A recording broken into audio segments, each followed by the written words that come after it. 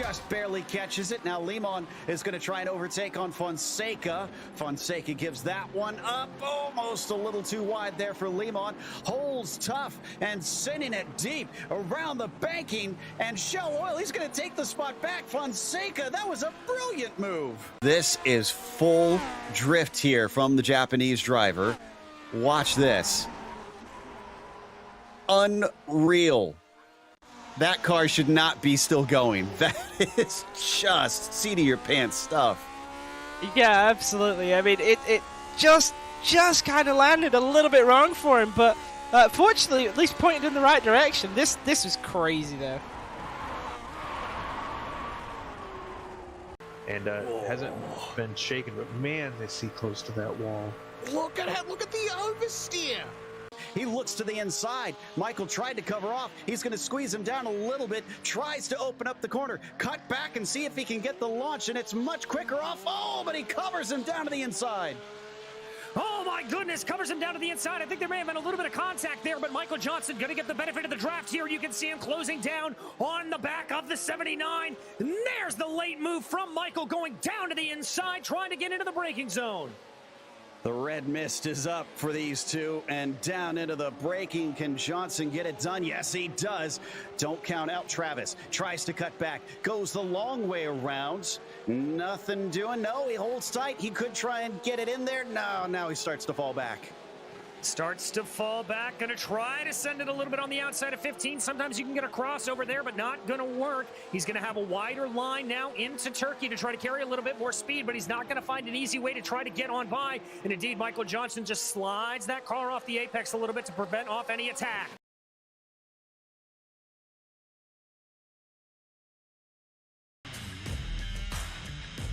This is your chance to get behind the wheel. The opportunity to race just like the pros. From the grassroots levels, where we all got our start, to the most popular race cars on the planet. From the fairgrounds of Nashville to the high banks of Daytona, to tracks that will never be forgotten. Realistic driving, intense competition, all from the comfort of your own home. This is the ultimate motorsports simulation. This is iRacing.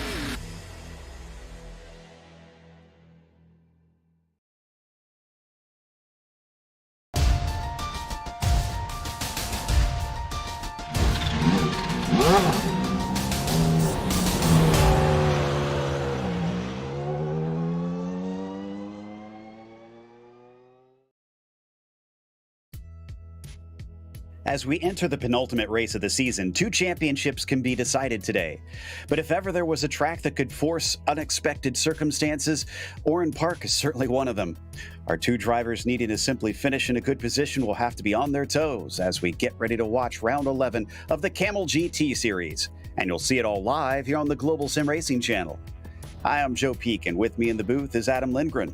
Behind the scenes is our director, Zach Johnson, and he's using cameras provided by Dougie Beard.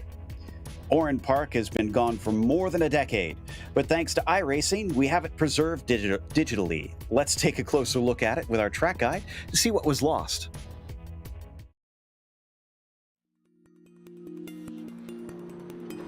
Welcome to Oran Park Raceway. Though the track has been torn down and no longer exists in the real world, it was once located north of the town of Nurulin, New South Wales. Thankfully, with iRacing's laser scan, it's saved for SimRacing perpetuity, complete with a number of incredibly unique features. The most visibly notable of these is the fact that it was one of the few figure-8 road courses in the world. In fact, 5 of the 6 available layouts feature this crossover bridge, but most of them are decidedly short, with the longest one being a mere 1.6 miles, and the smallest barely over half a mile. You would think that this would relegate the track to simply club racing with smaller, lesser-powered vehicles. But the V8 supercars and open-wheelers with considerable grunt both competed at this place regularly. It must have been like wrangling a bull in a china shop considering the drastic elevation changes and the wickedly technical layout. Turns 1 and 2 make for a fearsome combination in which drivers are forced to brake and turn from incredibly high speeds into a tight left-hander. And the final chicane features a completely blind rise in the middle of it, making car placement almost a guessing game. The last corner also places a concrete wall all around the outside, giving it a street circuit-like feeling. The number of turns packed into such a small space makes passing difficult for just about any level of vehicle. However, mistakes can be easy to make, and most drivers will be ready to pounce should any opportunity present itself. It may have gone the way of the dodo, but rather than entering some sort of racing afterlife, fans and drivers alike can continue to enjoy this beautiful Australian track here in the virtual world.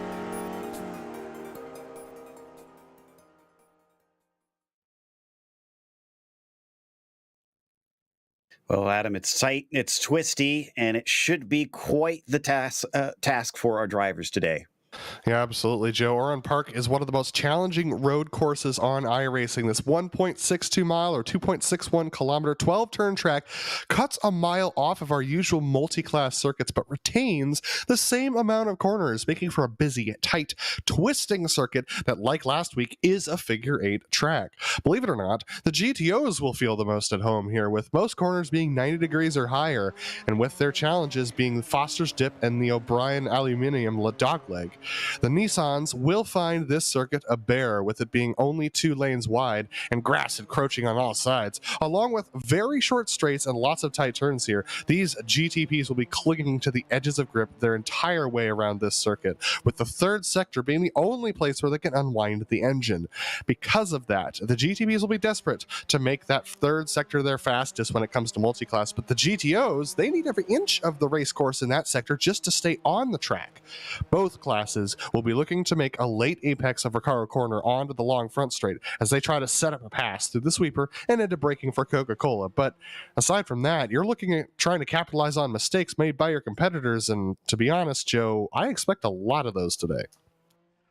Indeed, it's going to be easy to throw it away out here, and a couple drivers will not want to throw anything away. Heitor Sintes Galindo leads the points. However, he has it much easier in our championship situation, because if he finishes 8th or better, it clinches for him today, no matter what happens with Martin Krejcik. And in fact, Martin is not here today, and Heitor is. So, well, there's the championship right there to take a little bit of the wind out of our sails. Still, we have lots of fights happening with a few fast guys that have been climbing up the order. Ove Trengareid's a little bit out of position down there. He tends to be pretty quick. Can he finally get himself a good race and jump up a number of spots? He'll claim a lot just by finishing on the podium. What about the GTOs? That is a little bit more straightforward. Yeah, and that being said, all the fast guys showed up today, so it's going to be a very quick GTO field. We got Phil Lake over Yuko Leskala by 12 points. This means Phil Lake needs a second place or better today in order to clinch the championship and not have to show up at Daytona, like he said that he didn't want to this past week. Nick Picanos is 27 points back, so he is theoretically still in the running, but he'd have to hope that both Phil and Yuko wreck out this week and that both of them don't show up next week in order to try and clinch that championship for himself, but still in a good position. Javier Del Olmo, too far out of it to take away first place, but could take third away from Nick McConos if Nick has a bad couple of races. We got Reed Miller, 43 points back as well, rounding out your top 5, but it's been a pretty tight battle in the GTOs all season long. Yeah, and it's been even tighter in the second half of the season with Leskala coming back into the 4. Today's race is pretty simple fare for this series, as it's going to be another 40-minute sprint race, and it is open setup, but they also have no spare car. It's so easy to make contact or find yourself stuck into the tire barriers here, so you got to try and take care of your equipment. And they have drive-through penalties at 17 incidents, disqualifications at 25. Frankly, with how narrow this track is, it might be a concern not because of off tracks, but because of just banging into other cars out there as you try to squeeze your way through. Right now, they have actually just about finished qualifying already, as it's such short laps around this place.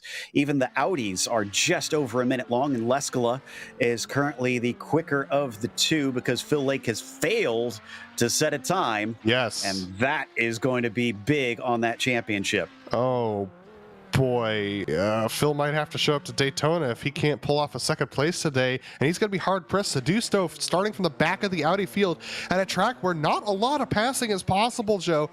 That is, quite frankly, a gigantic pain for Phil. He's going to have a lot of work to do. Sintez Galindo, in the meantime, has put himself on pole.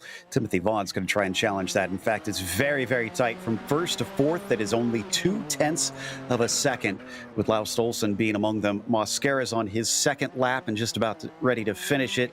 About 56 seconds here. This is probably the closest gap these two classes see all season. 56.1, that's a slight improvement, but not a jump in position for Javier. Yeah, absolutely. So Sintez Galindo up at the top of this field, and Joe, there are not a lot of people here for either class, but especially for the GTPs, I would have expected some more of them to show up. But I mean, I know Oran Park's not ideal for the GTP, but yeah, I mean, this is a slim field. We only really have, 4 or 5 of our usual, top 15 runners that are shown up today. So, and it looks like a lot of the Audis are struggling to set qualifying times as well. With as small of a field as we have, it's not going to be any less chaotic of a race, I don't think. It'll help. It'll certainly help. As I believe Robert Plumley is trying to finish a lap, and this is Adam Brady, who's just started. Should have enough time to get both of them in, but watching Plumley come around the final corner now. He missed his first one. Second one also had an off track, so Plumley's also going to be starting from the back. That actually will help Phil Lake, who will be starting the highest among those without a lap time, which means it's just Adam Brady and Seamus Power, and Power actually just parked it, so Power's done. That means Adam Brady is the last we're waiting on. Yeah, it's interesting because I was thinking to myself, one of the strategies I might have had is to wait and see, where a driver like Phil Lake ends up in the qualifying grid. With him not setting a time, I'd just cruise around, set like a 120 something. Because there we see Brady going off. He's going to make contact with the outside wall. He's going to have to reset. He's not going to get that second lap in. Just by finishing the lap, he would have started ahead of Phil Lake in 9th position. But with that off track, he's going to start behind Phil Lake down in 11th. Yeah, that completes our qualifying. Everybody has either set one or is unable to from here. And it means Heitor Sintez Galindo gets himself another pole position. As he's, this is his first pole position now that I'm looking at our stats right here. So for the first time this season, he'll be starting at the top. Timothy Vaughn will be next to him. You've got Ove Trankerade in third, with Laust Olsen starting from fourth. Seamus Power will be P5. Javier Mosquera starts from 6. Tono Nakal, that is going to be one that we haven't seen yet in this series. He'll be flanked by Emerson Gaudin, who is a regular here. Steve Morris will be in 9th. Jason Clapper and Kurt Clapper, as has practically become tradition, did not set a time and start at the back of the GTPs. Then we got the GTOs, starting with Yuka Leskola on pole. And if you pull Phil Lake from any of the qualifyings that we've done this season, this is what you'd expect to see. Nick Bacanos in second, Javier Del Olmo in third. Mark Olay, though, a great qualifying for him, up in fourth, with Reed Miller in his classic 5th position. Jamie Himmel-Smith, not his greatest qualifying, in 6th position, with Hideki Koivisto a little off the pace too in 7th. Andreas Nielsen, your last driver to set a qualifying time, and then back there in 9th is Phil Lake, with Robert Plumley alongside him on row 5, with Adam Brady and Quentin Wacker, your last drivers to not set qualifying times. Those are your 12 GTO drivers, making out 23 drivers today.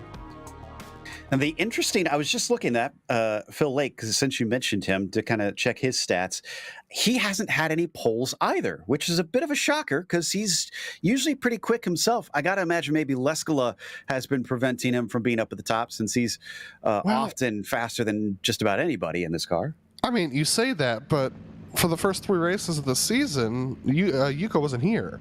So Phil had opportunities to take that pole position, but his consistency wasn't quite that up there in the first part of the season. But now that we're at the back part of the season, Phil Lake's consistency has been increasing, but so has Yuko Leskola's speed. Yuko's taken those pole positions and has been gapping Phil Lake, but Yuko's string of bad luck means that he's not yet in the championship lead. But starting from pole today, with Phil Lake in 9th, he's got a great opportunity to take away this top points position today. It'll be the first time in many races, I believe, that Lake will not be the leader in points. If it winds up that way, we still got a race to determine if that will be the case, but certainly not what I think he would have wanted coming into the final round. And I guess that's the danger of points racing, as you can leave yourself vulnerable to situations like this.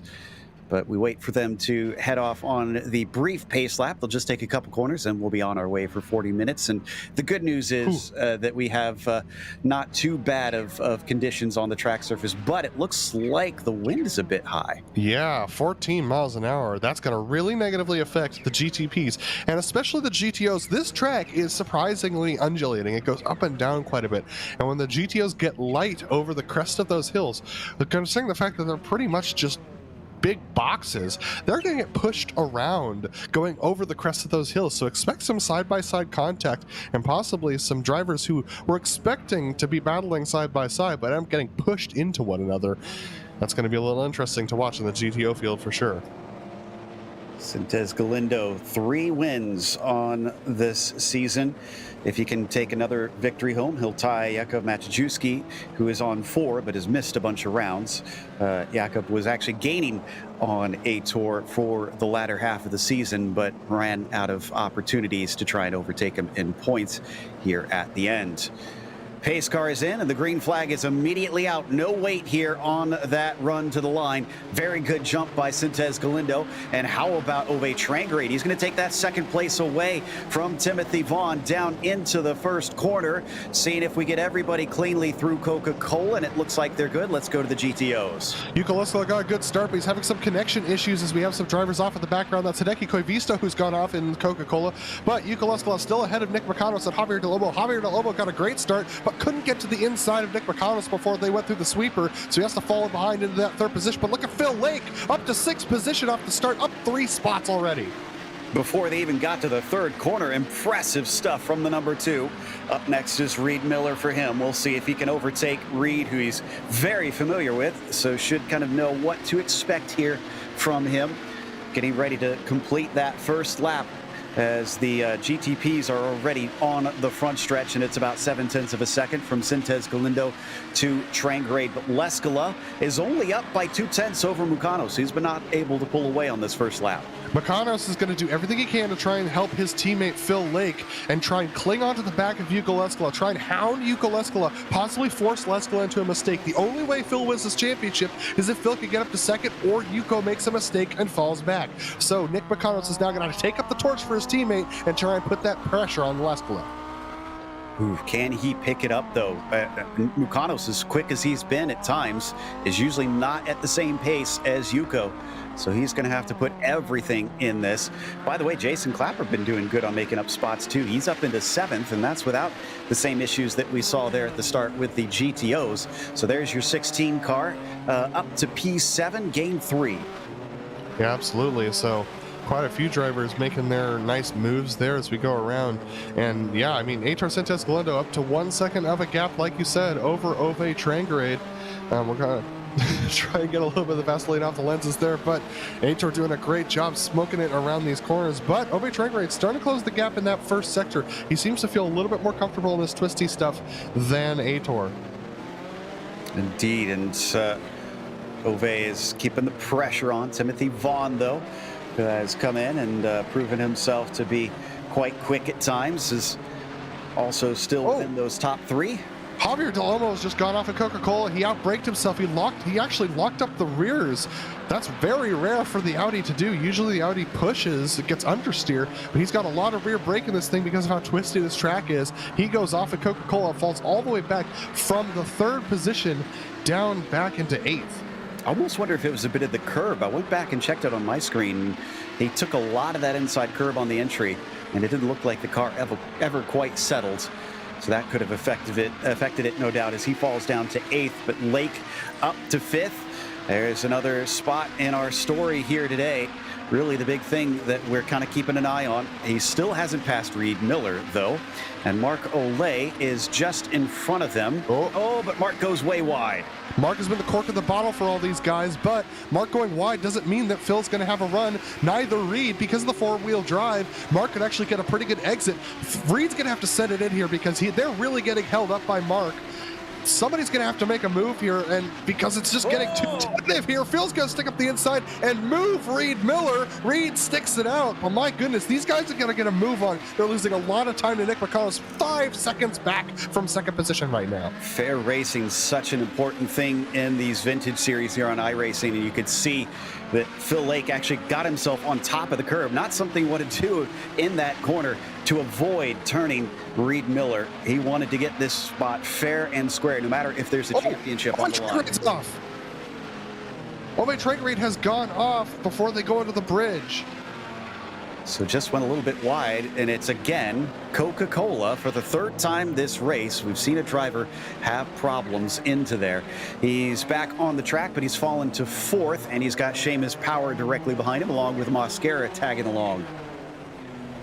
Yeah, absolutely. So he's got some work to do to try and close that gap up to Les Olson. 3.5 seconds now, up to 3rd position, and with hot rear tires, it's going to be a real challenge for him to do so. No doubt about that. So picking up speed, looks like he's got the car underneath him now and is actually putting a bit of distance between himself and Power, although he goes a little wide coming off of the final turn, and eventually he gets it back going.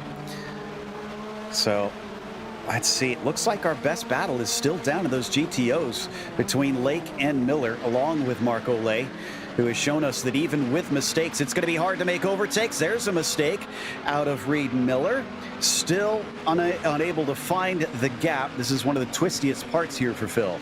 Yeah, Phil's much better on the brakes, but unfortunately, he just can't get this final turn correct. I don't think his setup is set up for it, really, and honestly, if that's the case, that's a big oversight. This is the best passing opportunity, really the only passing opportunity of the lap, Phil, with a decent run that time. But you can see Reed Miller, just a little bit smoother on the exit, is able to gap Phil Lake. Phil not close enough to make a move this time around unless he really sends it into Coca-Cola. Yeah, this is not going to do it for him. Miller, though, taking a bit of a look, or maybe a bit of a defense, as Phil Lake takes it deep around the outside. And there's definitely a look. That's one not so much a defense from Reed Miller, but he's not quite close enough on Mark as they now head through Shell and Champion. And this time he's going to actually make an attempt, but unfortunately he gets rebuffed. But this also opens him up to attack from Phil Lake each time he tries that. And actually, our leader in the GTPs is about to cut through here, so this might separate this battle as they're all side by side. This is a 3-way fight. That's side by side. They got Jamie Hamill-Smith looking on as well in 6th position. Marc Olé goes wide. They're going to go 3 wide as they go in towards the corner. Here's our leader in the GTPs. It's a 4-way fight that our Aitor Sentence Galotto's going to have to navigate in a couple of moments here. Take a look at this. Phil Lake up the inside of Reed Miller. He's able to get that done. Jamie Hamill-Smith can't make the pass of Reed Miller. Phil's got a good run on Marc Olé. He's going to try and send it up the inside, I believe, in Coca-Cola. He's got a good run, but he can't take the inside of the sweeper. It's going to be dangerous to go 3 or 2 wide. They're going to try it anyway. Contact. Oh, and he is really on it, and around goes Olé. Unfortunately, a little bit into the dirt. He couldn't hold on to the car. Phil Lake is slowed into 3rd. Yeah, he stalled it. He backed it up, but he finally gets it going. That was really unfortunate for Javier Del Olmo. So not Javier Del Olmo, that was Marc Olé. I think Phil's going to be feeling bad about that one, but he can't think too much about it. He's got 9 seconds to close on Nick McConnell. And Nick, even though he's Phil's teammate, I don't think he's going to want to give up this spot of 2nd position. Oh man, I don't know, Joe. I don't think Phil's going to clinch it today. He's got a lot of work to do. Even still, put himself in a pretty good position if he finishes 3rd. Better than it could have been. He wouldn't give up the points lead if he finished there. I don't know if it comes down to the last lap and Nick sees that Phil's on the same lap and he's still there, able to take that 2nd place. I kind of wonder if they'll get on the radio and say, let's swap, just so that he can wrap this thing up. I mean, I would hope so, but at the same time, Nick's not had a good run this season. I don't know if he's going to want to make that move. Looks like we've had Javier Del Olmo go off again, Joe. And he's stuck in the tire barrier. Ooh, whoa, really stuck in the tire barrier. He got underneath it. I've never seen that here. That is so interesting stuff. This was, I mean, it makes sense because the tire barrier is kind of on a little bit of a hill there, but he was trying to tuck in behind Javier, Mosquera, yeah, and just outbraked himself, got off the track, and has gotten stuck under the barrier. Let's take a look at this right here. Going through the sweeper. He takes the sweeper a little faster than Mascara because Mascara's held up behind traffic. That sends him into the dirt, and he just finds literally the exact wrong point to hit the tire barrier. Yeah, it looks like he just got unsighted there by the traffic in front of him. Meanwhile, as we come back live, this is Trangrade on Olsen, as Laust in the number 6 has managed to get his way into third. Trangrade started in that spot. I'm sure he'd like that back, but these two drivers up from Scandinavia have battled against each other plenty of times. We've got on board with Laust. Let's take a look as we watch from behind him. Yeah, it was a little deep for Laust. He's trying to preserve those front tires, so he didn't turn it a little harder, because the front tires around here are going to heat up quite a bit for these GTPs. They're going to overheat, and then they're going to start to get a little bit of push. And Lord knows that when you get push in an aerodynamic machine like this, it's a real nightmare. You try and set the weight check. You try and set the brake bias back further to try and make that car rotate more, and then it ends up snapping on you under load. So these drivers having to be real careful to try and settle this. But Laust Olsen looking ahead. He's got Nick Mikanos to pass. He should be able to get it done into Coca-Cola. We're just 10 minutes into this race now, so we've seen them come through once. I guess we could say maybe about 4 times that the GTPs will have to navigate their way past the field of GTOs, and Laust Olsen is able to put one of them between himself and Ove Trangrade. That's Nick Mikanos, definitely racing his own race. Lake has caught up to him by about 2 seconds, so I think Lake is potentially going to be able to make this up, and Mikanos is definitely dropping off of Leskla. It's about 5 seconds between himself and the leader. Yeah, absolutely. Taking a look at the battle between Seamus Power and Javier Mascara. Mascara, the one who almost got rear-ended by Javier Del Olmo in the last incident that we saw. He's trying to catch up with Seamus Power. I think the good news for the GTOs around this track is that pretty much all of the GTPs -2 are series regulars that have shown up today, and with the smaller field, they're going to be less likely to make crazy dives. So I think the GTOs are going to be a little bit less put upon in this race than they have been in past races, which is going to make everyone feel a little bit more comfortable today. Right now, the comfort from Oscar is becoming less and less because Clapper gets closer and he's got to overtake Mikanos. Mikanos stays off to the side, lets one of them through. Clapper waits patiently, not willing to risk it down into Shell. And as they switch through Champion, this is where they head up and over the hill on the bridge. Oh, this is going to be a really bad spot for Mikanos, who is trying to minimize the loss of time, but still, that's the second lap in a row. I think that the 8 cars had to take an awkward position through the bridge. Yeah, and of course, Nick, one who's prone to be frustrated by those kinds of moves, and I mean, who can blame him, to be honest with you, but Nick Mikanos just now driving his own race. He's got to try and hang on to this position over Phil Lake if he wants to, but take a look at the battle between Laust Olsen and Ove Trangrade again. Ove is still putting pressure on Laust, but Laust has yet to blanch. And he's usually pretty cool under pressure. He's experienced it plenty of times before. And worth noting, Adam Brady had a bit of an off, but decided he's had enough of today and parked the car. So that's 2 of our GTOs that are in pit lane. A little bit of cloud cover should cool the track a little bit. Currently 88 degrees Fahrenheit. Now, Laust was talking last week in our interview about trying to reduce the amount of mistakes. Here's a good opportunity because he got heavy pressure from Ove Trangrade, who was ahead, so they're a little bit out of sequence right now. Laust Olsen just needs to try and reduce those mistakes, and he should be able to stay ahead of Ove, even though he's got to run here. Ove's going to look to the inside on the sweeper. It's not a good opportunity. He's going to have to back off. If he would have held off a little bit at the beginning of that run, he might have been able to make a move into Coca-Cola, but you're so tempted to try and close in so tightly behind another driver on that straightaway just to try and maximize your run. But with the sweeper in play, you need to try and time it so that you're right behind going through the sweeper so you could pop out and make a move into Coca-Cola. But man, the braking zone into Coca-Cola has been everyone's bane over the last couple of races I've seen here at Oran Park. Oh man, Laust Olsen really trying to maximize the track. I'm worried he's going to clip the grass here, Joe.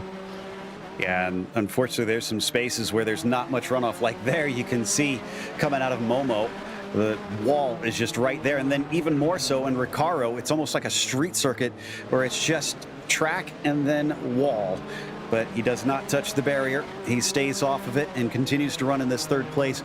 These guys a long ways off of our leaders, which is closed up significantly with the traffic. Sintez Galindo finding difficulty chasing a shaking Timothy Vaughn here. Yeah, Timothy Vaughn is doing a really good job of sticking with Sintez Galindo in the traffic here, and they've got more traffic up ahead of them.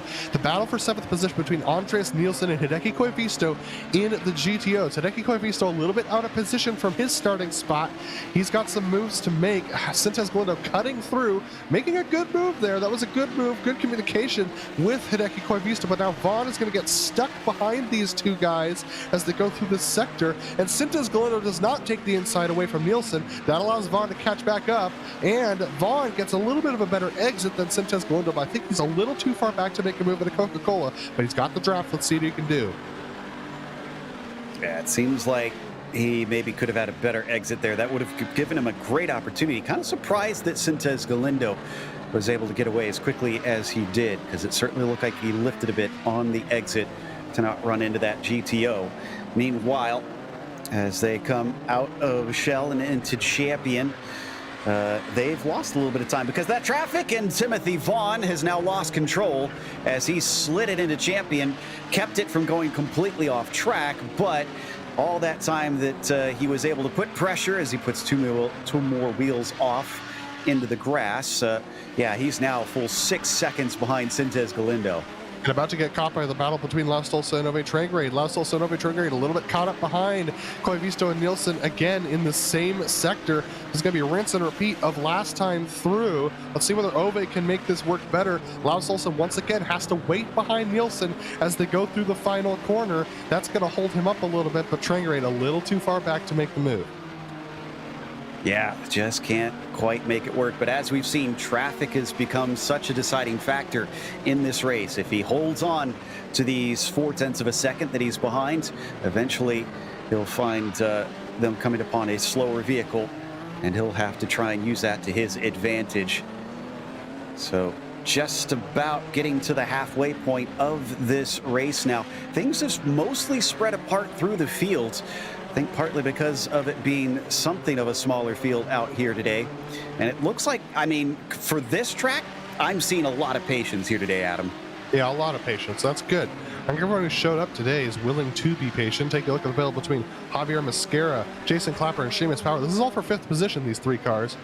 They're all tight together, and this is going to require a lot of patience right now with Marco Ley, Hideki Koivisto, Andreas Nielsen, all tucked in with one another. That's St. Morris, who's up ahead of them as well, who is a lapped GTP that they're going to have to get through. And Mascara with a good run off the corner. Can he make a move on Power and a Coca-Cola?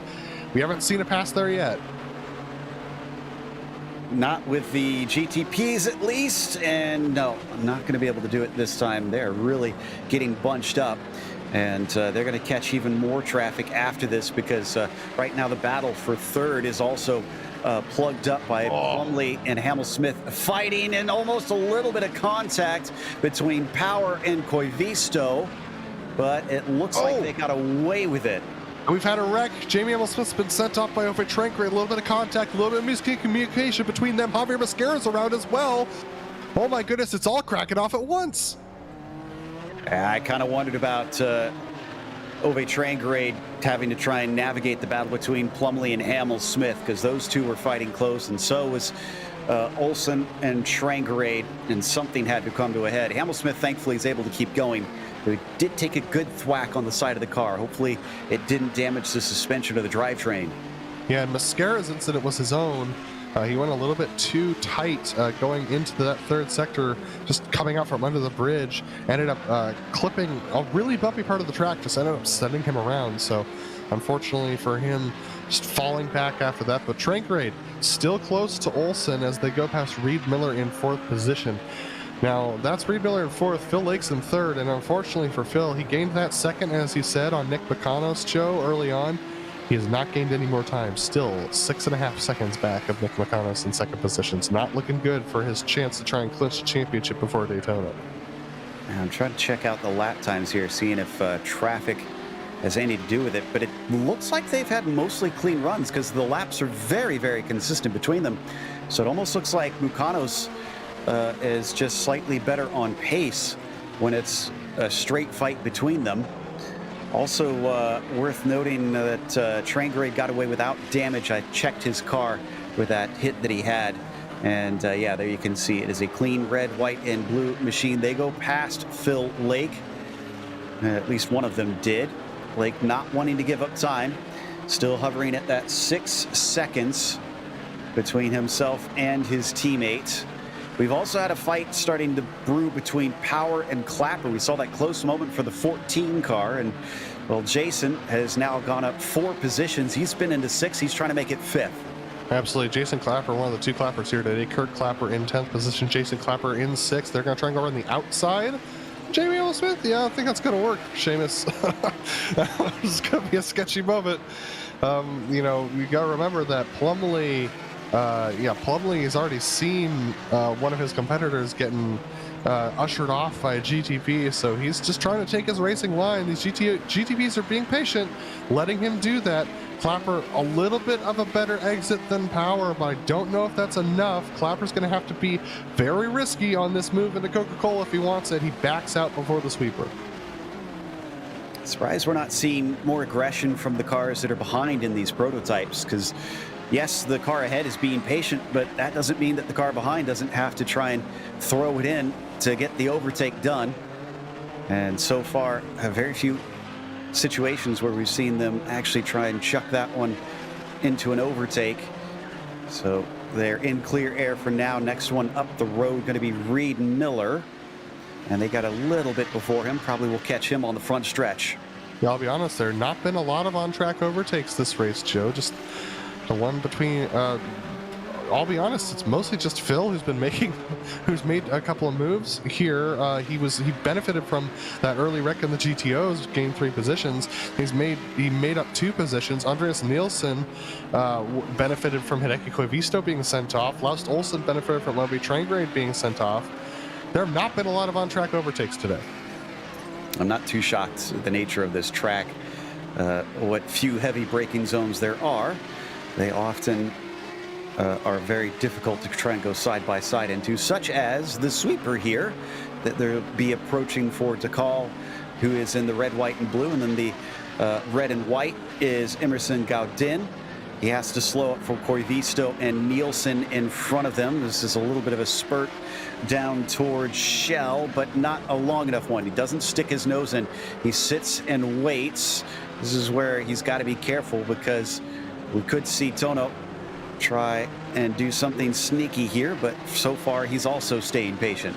But they got to be careful, because Nielsen and Koivisto have both been ushered off by GTPs already. They're not going to really want to give way to a GTP that's going to stick their nose in a bad place. So expect Koivisto to be fairly defensive of his line until they get to the front straightaway.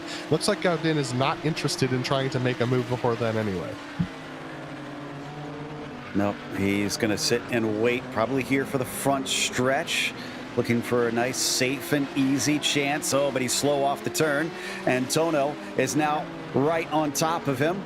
Does he try and force the issue? They're going to get past those GTOs before they get to the corner, but no. Oh, and off goes Tono. Can he get the car wound up? No, and behind them, also a slip up. Oh, and there goes Mark Olay. His bad day goes worse as he plows into the back of Nielsen. Nielsen woeing up to try and avoid an incident with Tono, and unfortunately Mark Olay's day continues to go from bad to worse. He's parking it and he's gone. That's Nielsen actually who's parked it. Yeah, Nielsen, I don't think he was trying to woe up so much as he just had target fixation. He went off the course at the same time and almost the exact same way. Yeah, absolutely. And Joe, the GTPs cannot find the right strategy to try and make a pass in the braking zone into Coca-Cola. I just watched Seamus Power and Jason Clapper trying to make a pass on Seamus Power down the front straightaway. He couldn't do it. He gained too much speed before the sweeper and just had to back out of it. Was just not confident going through that corner. It's a scary place to pass. It's always been one of the most dangerous places to pass. It was when it was running the supercars, back when Oran Park was run with the supercars. But, like, that's the only place you can pass. So you have to take the risk at some point. Yeah, if you want that spot, you got to do something, or else just hope that your rival makes a mistake. Looks like Ole and Nielsen are into pit lane from that contact. Another good run out of Clapper, but Jason remains in 6th. They go He's going to lift right here. Lucanos. Yeah, he lifts before the... I mean, it's possible his setup can't go flat through there, but if that's the case, then, you know, once again, that's a miscalculation on the setup. You got to be able to go flat through the sweeper and then be able to slam on the brakes in a straight line in a Coca-Cola. I know it's easier said than done for sure, but, like, that's your passing opportunity on this track. So you've got to try and maximize that in how you set up the car as well. It's just... you know, it's got to be... I mean, I'm frustrated up here in the booth. It's got to be really frustrating for the drivers. Again, there's that patience word. The drivers have got to have it here today so that they can maybe have something later down the line to give them the right chance. And Power seems to have the legs on Jason for now as he started to pull away from him ever so slightly. And I think Hamill Smith just got by Plumley. Now, did Plumley have... and Tragrade's off. Tragrade's wrecked. Oh, no. So we'll want to check out that. And then it looks like Hamill Smith did have an issue that allowed that pass to happen. And now the battle carries on with them. And I think it was wheel spin for Tragarade. I think he just got a little bit locked up. And unfortunately, the car did not want to go straight. Here it is. He gets on the curb a little bit. That unsettles the car. It spins the rear tires. And then he just couldn't get it straightened again. He hits that little tire barrier that's on the inside of the track that just made for someone to clobber into and shoot back out into the track. So unfortunately, that upset them. But the battle for 5th position in the GTP is starting to get a little spicy right now. They're tucked in behind Yuka Leskola, our leader in the GTOs, who we have not talked about all day, but the man's just been out front by himself, 12 seconds ahead of Nick Makanos. Jason Clapper following Power through. He's going to have to lift again. Yeah, it's just what are you supposed to do if you're Clapper? Your setup can't go flat through the sweeper, so you can't maintain that speed to try and make the pass. He needs Traffic to just kind of hit at exactly the right time and then use that to his advantage from here. An update on Lake, he's down to less than 5 seconds on Mukanos, but he just does not have the pace he needs to try and catch and pass him. So it will set us up for possibility, but it's not a guarantee that Leskola could take the championship next round. It will be tight is the problem for each of them at a track that is a draft circuit, and it could be either strategy or just sheer luck of the draw. On the front stretch, and Seamus is now running away a little bit more from Clapper. Yeah, if I'm Phil, I'm begging Nick Makanos. I'm begging him, because I know Phil doesn't want to show up next week. I am begging Nick Makanos to let me by, to whoa up and just let me by. It would mean the world to me to not have to do that next week, to not have to try and risk it. I mean, think about the controversy that you could start in the paddock. If it was, between the two of them at Daytona, the draft race, it's just not an ideal scenario to try and, I mean, it's ideal for us as broadcasters, but as a driver, you don't want to leave it until like a Talladega in NASCAR and try and settle a championship, do you? You want to try and do it on a track like this one. So this is absolutely when you call up your teammate and you say, please, man, let me by. Yeah, that'll be something if we wind up in that situation, but we still got 12 more minutes for Nick to try and make that decision. Granted, he's got to hope that they don't get separated by the leader like they are actually right now. As looks like Sintez Galindo and Timothy Vaughn are splitting our second and third place drivers in the GTOs. Vaughn has been trying to catch back up. Remember, he lost about 6 seconds, and I think Sintez Galindo has been kind of managing the traffic as best he can, because he's now at about 2 seconds ahead of him. Vaughn, whose gap has disappeared, can try to once again put some pressure on him, but maybe this is where Ator starts to turn up the wick again just to keep him at arm's length. Well, see, that's the crazy thing, is that at one point, Vaughn was about 5 seconds behind of Sintez Galindo after his mistake. Laust Olsen Phil just had a problem in Coca-Cola, lost about 2 seconds. And that was an off, I think. Oh, it was Steve Morris. It looks like the 22 kind of unsighted him, and he did a very good job of drifting it. I mean, a 10 for style points, but unfortunately those don't count for much in this series. Look at that. Can we get an onboard with him to see what that looks like as a driver? Because that's a party. To do this in the Audi, I mean, I know it's built for this, but these road course versions are not. He gooses it with full lock. It keeps the power in a little bit, modulates the throttle, gets that thing pointed straight. I mean, that looked calm as could be. That's wizard. I'm sure it wasn't calm. I'm sure he was panicking under the helmet. I think he was just mad, to be honest with you, Joe. Yeah, no, there was some words that we can't share on air probably being shouted back home. But that puts him at 8 seconds back now, which I guess it won't make as much difference if they do decide to swap, because he's still 7 seconds ahead of Reed Miller. But that's really the thing here, is that Lake does not want to lose that third spot. So at least that option is even there. Yeah, and I mean, it's 10 minutes to make that decision between those two guys. And I'll be honest, knowing Dirty Torque, like, that's not, they don't do team orders generally. So, I mean, unless Nick is already thinking about Phil's situation, you know, or we could have another thing, which is that Yuka Lesko's been blinking a little bit all race, and Yuka could blink out. God. I mean, for that to end things, yeah. In order for Phil to win this, they're going to have to fix it a little bit, to be honest with you, Joe, because 8 seconds back, I mean, unless Nick makes a mistake or gets wrecked, I don't see Phil making that gap in 10 minutes. Yeah, I'm kind of with you on that. It certainly seems like that's the situation. As we've jumped back to Kurt Clapper being chased by Tono, it's about 3/10 between those two. But I took a look at the lead, and it went from 2 seconds down to 7/10 of a second. Galindo's trying to run away, but Vaughn, and something has happened to, this is Laust Olsen. And this was just himself, to be honest with you. I think he was trying to avoid contact with contact with Stay Morris. There was a little bit of ghost contact, I think, between them, and that sent him off, unfortunately. And Morris is currently in 10th position. So it looks like Morris has been able to get the car back out and rolling, but unfortunately is already 2 laps down. Well, fortunately for Phil Lake, that whole incident happened right ahead of Nick McConos, which made him have to hold up. So he lost 2.5 seconds to Phil in that whole exchange. So the decision becomes a little easier for that team, for sure. But this lead battle, I mean, Timothy Vaughn, he smells blood in the water. He realizes, hey, man, I could win this thing. And I think he's got a really good opportunity.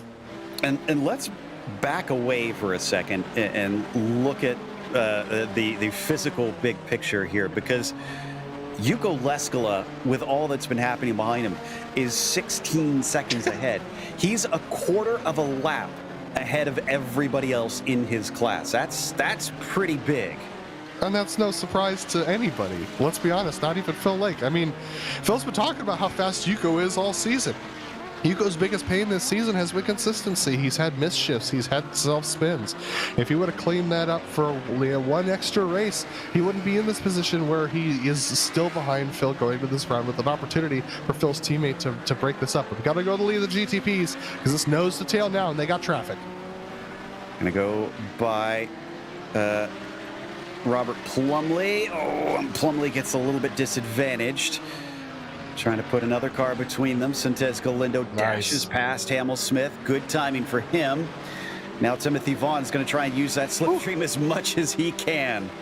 That was a good move from Sintez Galindo. A little bit heavy-handed on Jamie Hamill-Smith, but I'm sure Jamie Hamill expected something like that with the two of them this close. 7 minutes to go. Both of these guys want this win. You got to remember, nobody's had that many chances at winning this, in this series. Sintez Galindo, though, in a really good position in the points. I mean, he wants this win to just solidify himself as the champion. I mean, I know he's got the championship trophy, but taking home a win on the day that you do it, there's no better feeling. Absolutely. He's going to be trying his best to make sure he gets to celebrate in style here today. And as I mentioned earlier, this would be 4 wins for him if he catches this, tying him on victories before the final round. Oh, and more traffic just in front of him. But he, again, just finds a way through in time. The weird thing for Phil Lake, even if he clinches from second place, this will be win number 6 for Yuko. Compare that to only 3 for Phil. Well, that's where the consistency comes in. Look at this. Look at this. Vaughn having to lock up the right rear tire to stay off of Sintez Galindo. I think Vaughn has a good notion now that he could make the pass into Coca-Cola next time by if he's that close. So I think that just opened the world of possibilities up to Timothy Vaughn. He's got an opportunity here. Now, it looks like we've had a wreck from Mascara again. Looks like he's getting going slowly, but this happened shortly before the bridge, just unfortunately going off by himself. Yeah, he's going to be able to get it back on track. Didn't lose a position. He stays in 6th spot. And this fight, oh man, look at how close this is. And they've got another bit of lap traffic, and Reed Miller just in front of them. Both are going to be able to get through. Carbon copy of last lap, but Timothy Vaughn has the knowledge that he didn't have last time. A little bit of a slip off the corner. Vaughn with a little bit more overspeed. He's a little bit more trimmed out than Sintez Galindo. Does he have enough gap to close before Coca-Cola? The answer is no, unfortunately. Had a bit of a hairy moment for Nick Mukanos. Got passed around the outside in the dirt by Jason Clapper in the other class, and somehow didn't wreck. That was through the sweeper, too, into the braking zone for Coca-Cola. I mean, it's rare for anyone to woe it up after that, but Clapper nicely made that move. Nicely done. And, yeah, I heard him on the radio. I was like, well, what is he talking about? Usually, if there's some chatter, something's going on. So nicely held by both. Oh, Yuko's off! Yuko Lutz goes off at Coca-Cola. Now, he's got such a big gap, it doesn't matter, but, oh, he's got to hang on to it, and he does. Yeah, it's only down to 14 seconds, so man, it is a good thing he got the buffer he did. Mukanos is a long ways away, and that also, I think, changes things a bit in the championship as well if he moves to second and Lake winds up in third, but that's still something that might not be a case, or he could get taken out potentially by the GTPs, which are battling just behind him. Oh. And that is Kurt Clapper and Tono DeCall. Looks like Tono is going to be able to get the spot. Yuko is watching them probably through his mirror saying, I want no part of this, boys. Yeah, and Kurt, I think, just said, yeah, Tono, if you're going to fight that hard, I'm just going to move over here. Oh, somebody. Oh, Seamus Power. He slipped off of Recaro corner. Let's get These a replay. GTP rear tires are really starting to give way. I think everyone's tires are starting to give way, Joe. This was all on him. Just goosed it too hard. Watch this. I mean, good catch from him.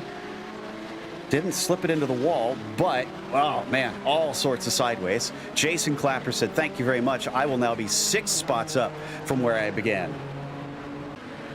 So I believe we're on 4 to go this time by with Sintez Galindo in the lead. Timothy Vaughn only 6/10 behind, mind you. So it's decision-making time for Dirty Torque on whether they're going to swap Mukanos and Lake, because they got to start bringing Mukanos back to Lake in order to make that work.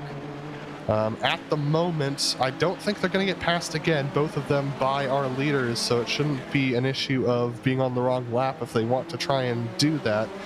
It's kind of against the spirit of the series, but I would I mean, everyone would understand if they tried to do it. I just don't think anyone would be happy about it, including Phil, to be honest. We'll see what they decide. Does he want to do this legitimate, or is he going to try and get a little help from his friends? As we come down the front stretch, Sintez Galindo and Timothy Vaughn, they have not decided this win yet, and great under the brakes. The 5 gains a lot. He is back in it. If he could do that one more time, just a little bit closer, all he needs to do is set it up off of the final corner.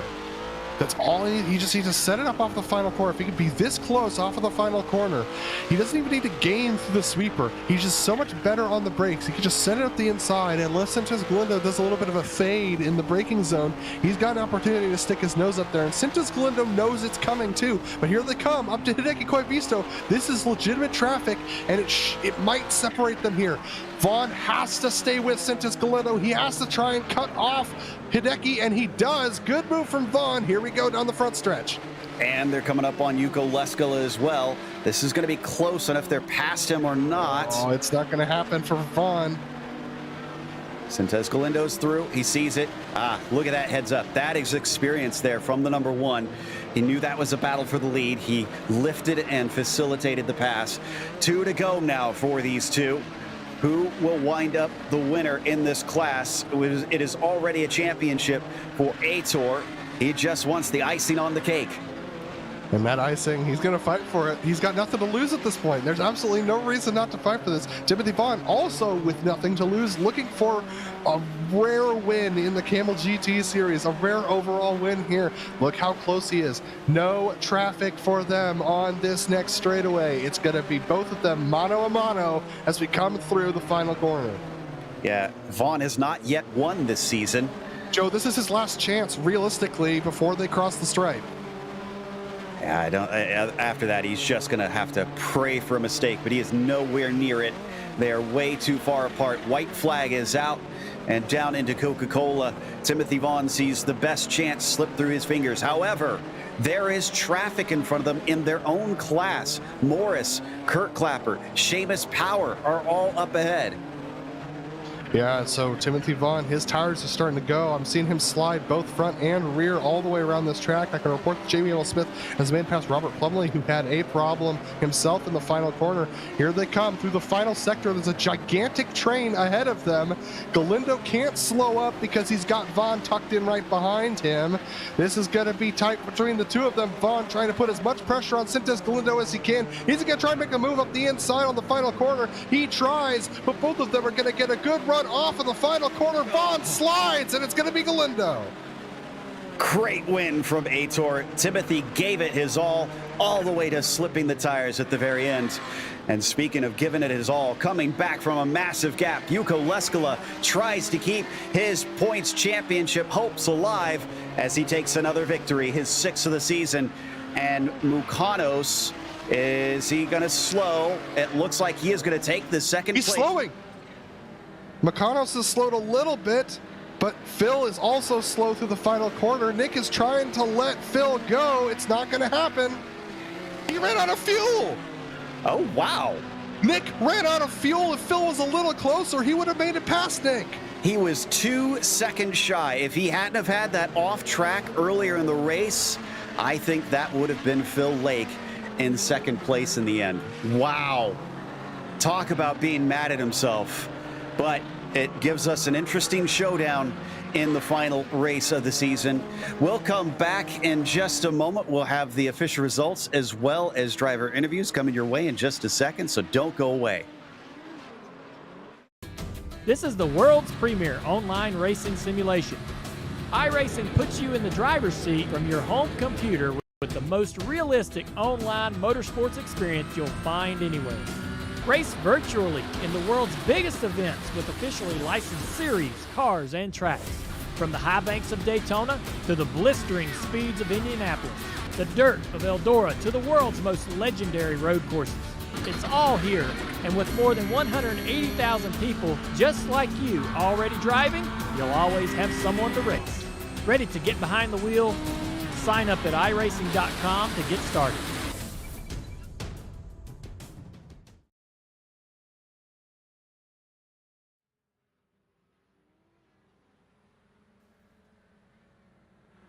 Welcome back to Oran Park. We just saw Aitor Sintes Galindo not only take a win, but the championship with his victory here today. Timothy Vaughn was second as Laus Olsen finished in third, and it was Kurt Clapper in P4.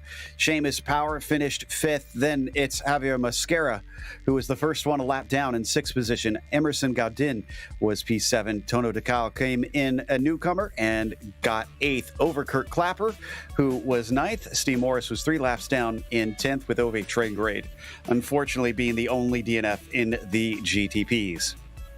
The GTO's Yuko Leskala, flag to flag victory today, and in commanding style, 20 seconds over Nick Bacanos, who did coast to the line to try and give Phil Lake that spot, but 6 seconds was just too much to overcome for Phil Lake, who finishes 2 seconds behind Nick Bacanos and will have to go to Daytona, I believe, in order to try and clinch the championship. Nick Bacanos, as a correction, did not run out of fuel on the final lap. Reed Miller comes home in fourth, one spot up from where he started. Fairly consistent race for him today as we've come to know him. Robert Plumley able to pass Jamie Hamill-Smith on the final lap to finish in fifth position, with Jamie Hamill in sixth. Hideki Koivisto had a couple of exciting moments with some GTPs, finishes in seventh. Marco Lay, after contact with Phil Lake, ends up back in the eighth position today. Unfortunately, could not improve. Andreas Nielsen in ninth, with Adam Brady, Javier Del Olmo, and Quentin Wacker did not start the race. Those are our DNFs. Indeed. So it wasn't as big of a field, but still gave us plenty of action. And Adam has actually caught up with our third place finisher, Phil Lake. Hopefully we'll get some answers on what happened in the qualifying. Yeah, Phil, I don't know what to say, man. This one probably hurts a little bit. So talk to me about your qualifying, though. Like, just this track is tough, but what happened out there? Yeah, the first lap I went flying straight off the track at turn one, so that wasn't great. And then the second one I got off track through the chicane right at the end of the lap. So it was weird, actually. It seemed like from the pre-race warm-up to the qualifying, like the track changed quite a lot. It seemed a lot more slippery for quali, and then into the race it seemed normal again. So that really caught me out. But yeah, it was so hard to pass. It was a tough race. But I guess third is the best I could have done today. Yeah, and it looked like yeah, it was just hard to catch back up at that point. He did have one moment where just a little bit of a scary moment behind Stan Morris entering into Coca-Cola through the sweeper. I mean, it's a real challenge for both classes through there. I noticed a lot of the GTPs were having to lift through the sweeper, which is a little bit of a surprise to me. But how did it feel for you on track today with the traffic? Yeah, mostly it was fine.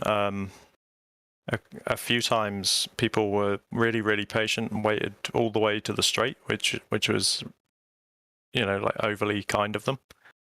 And then, yeah, just a couple of silly moments. When Steve came through, I think he actually put the brakes on for that first little left-hander there, which definitely isn't necessary in the Nissan. So that caught me out. I nearly wiped him out. Managed to miss him, and then I thought I was going in the wall. So that was a pretty scary moment. And then I had a similar kind of situation later on with Jason, where he took that apex away at the last second. I saw it coming, but I couldn't. I committed, so I couldn't stay on the track. But yeah, I survived anyway. It's just a shame not to pick up the second place here, and I was really hoping not to have to do Daytona, but I guess I'll be back next week. All right, so yeah, I was about to ask you, talking about the math. So we expect to see you next week at Daytona? Yeah, still searching for that second place. This basically makes my drop week useless. So because my drop's a third place and I need a second place. So what I was hoping would happen was a second place today, and then my third place drop is good enough to win the championship. So I still need that second place. Assuming Yuko wins, which he probably will. Yeah, so I mean, well, anything can happen at Daytona. So if I can actually qualify, get away with Yuko at the start, we can draft each other. It could be. There's a lot of fast guys now that are just like knocking on the door of that same pace. So at Daytona, they could all be there. It could be like a 5-car pack, which would be very exciting, but not great for me. So we'll see what happens. Well, I do hope that those GTO drivers are listening, because after your conversation last week, we definitely want to encourage those GTO drivers to keep up in their pace so that someone can challenge Yuko next season, because I know that Yuko's really enjoyed battling with you, Phil, and I'm sure that he would love to have more people up there to battle with him. But who do you want to thank for your race today? You guys, as always, and just the Camel guys in general. I know I've been pretty vocal about the driving standards and stuff, but I do really love this series still. So, yeah, just thanks to everybody. That was Phil in and around the lake, coming home in third position today. And Joe has caught up with our winner and championship winner today, Aitor Sentes Galindo. Indeed, just by showing up today without Martin Krajcik around, that clinched the championship for Aitor. Were you aware of that as you gridded, or was that completely out of your mind and you were focused on the task at hand?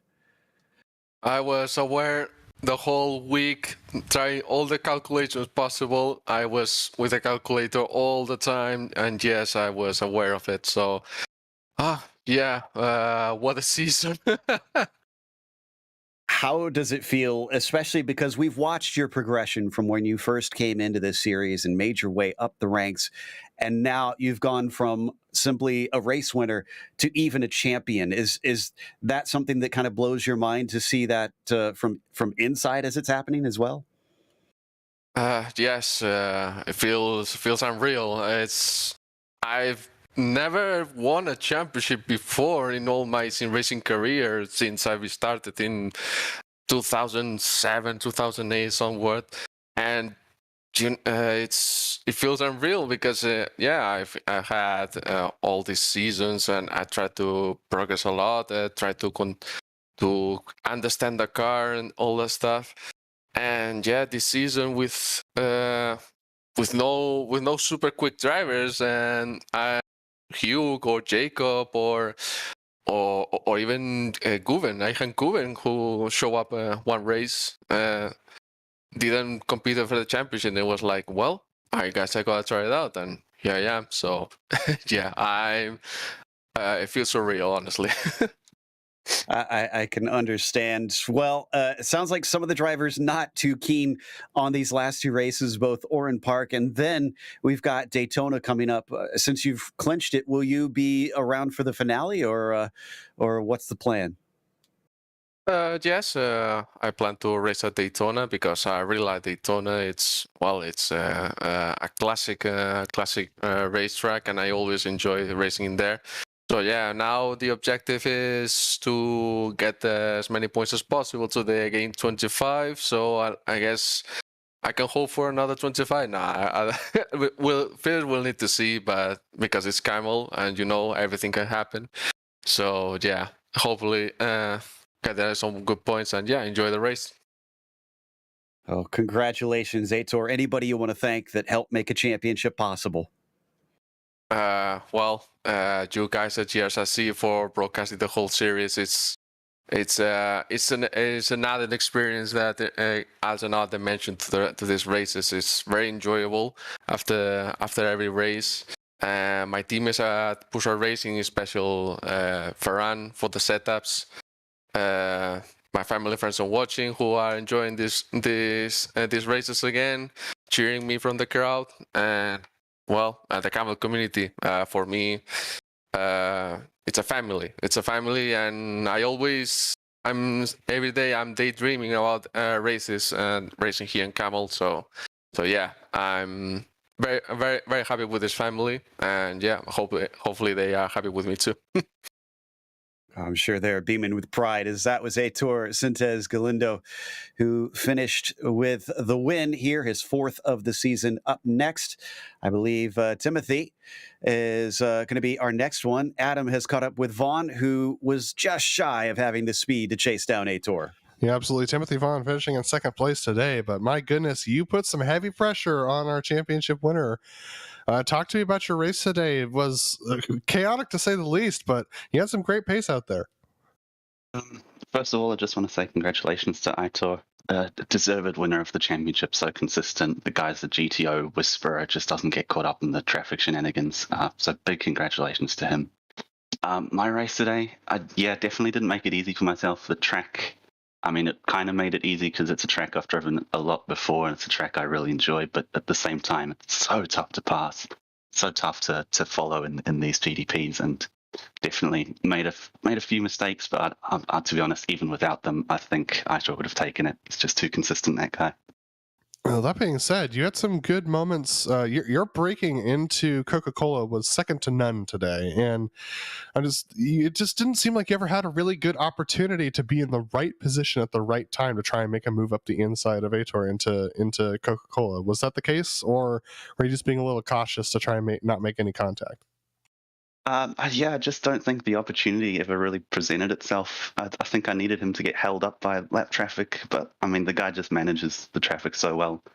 So I never got the opportunity. I nearly had a big error, really locked up and nearly getting into the back of him, so I had to take it a bit more cautious after that. But yeah, Coca-Cola, I mean, it's such a fun corner as well to really just throw it in there.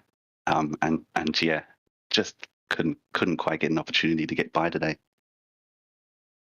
Absolutely. So a lot of drivers have been talking about not preferring the final couple races of the season with Oran Park and Daytona. Can we look forward to seeing you at Daytona next week? 100%. If I don't miss my alarm like last week, I'll be there. Well, Timothy, it's great to see you racing out here. It's great to see your pace continuing to increase, and we look forward to seeing you next week. Yes, look forward to seeing you guys as well. All right. Thanks for talking to us, Tim. And that was Timothy Vaughn, who finished in second position in the GTPs. And last up, we got Loust Olsen, who's going to be talking to Joe. Absolutely. And Loust, you had some competition there behind you with Ove back once again to try and threaten things. How often do you and he talk, with both hailing from Club Scandinavia? Is there any sort of rivalry brewing there? Not that I'm aware of. So we rarely talk to each other. So, but we have had some great fights through the time. So that's great. I'm quite happy whenever I can keep up with him. In some of the other cars, he's quite a bit faster than I am. So that's, for me, that's a success when I can compete with him. I can understand that. And talk about what it's like trying to race at this sort of track in these cars. Definitely not built for this sort of machinery. So what was it like from the driver's seat dealing with the traffic? Oh man, that was a really tough track to drive and survive on. It's narrow, it's unforgiving everywhere. That blind fast chicane before the last corner, really scary, and then it's quite bumpy all over the place, trying to kick you all off track all the time. Must be what it's like riding a bull at a rodeo. That's quite tough. Too much throttle. If the car starts bouncing, then you're toast. So yeah, really have to be careful. I could see where you're coming from on that. And well, it was regardless a nice podium for you here today. And when we head off to Daytona, are you going to be around for that one? You were kind of in the hunt for the championship for a little bit and then kind of fell off. There's still stuff to be gained by you continuing on. So are you going to show up in Florida? Yeah, I'm going to show up for sure. See if I can manage a good result again. Regarding the championship, I've made far too many errors this season and thrown away too many races. So that's quite disappointing in a way. But the racing is great normally. So it's been fun, even though. Well, I'm glad you're having fun with it because we're definitely having fun watching you. Congratulations, and hopefully we'll get to talk to you in a week's time. Thanks. See you. That was Loust Olsen, your third place finisher here today. And that's going to close us out with a big thank you to the Kamel GT community for bringing us back for another season of coverage. Also, we want to thank the companies that provide the software and hardware for our broadcast listed here. And additional thanks to June Lalonde, who provides our wonderful music. Check out her Bandcamp for more great work. Thanks to the team today, Adam, Zach, and Dougie. You can find more info about GSRC at globalsimracingchannel.com or through our social media. And make sure and check out our merchandise store. It's gsrc.storenvy.com. There's a link in the description below for that. Don't forget to subscribe to our YouTube channel so you don't miss a moment. The next race, as we mentioned, will close out with the Daytona Road Course Saturday, June 4th at 1 p.m. Eastern, where they'll decide the GTO Championship. We have upcoming races for other series listed on the screen, so check those out, mark them down on your calendar. But until next time, race clean, race hard. We'll see you on the track.